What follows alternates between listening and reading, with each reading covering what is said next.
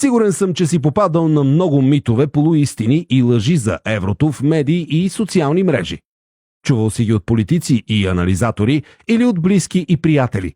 Сега ще ти разкажа за някои от най-популярните фалшиви новини. Ще променят курса лева за евро. Не, няма. Този централен курс е вписан в стратегията на България за влизане в еврозоната и правителството не може да договаря друг без одобрение от парламента. Всичко ще поскъпне много. Това предсказание не се е сбъднало в нито една от другите страни, приели еврото, не се очаква и при нас. Като се изключи първоначалния минимален ефект от закръгляне, съществени промени в цените не се очакват. Ще загубим националния си суверенитет. Всъщност, БНБ се отказа от някои правомощия и инструменти още с въвеждането на валутния борд през 1997.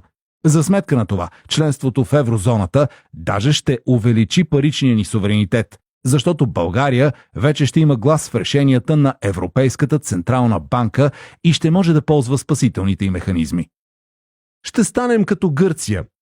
След първоначалната дългова криза, с помощта на еврото, днес Гърция е отличник по финансова дисциплина и икономически растеж.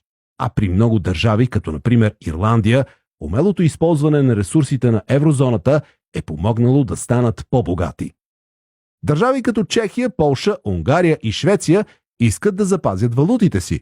Да, някои страни за сега не възнамеряват да приемат еврото, но всички те имат плаващи курсове, а и самоцинство. 20 от 27 членки на Европейския съюз са в еврозоната. Има и други митове, които целят само да те изплашат.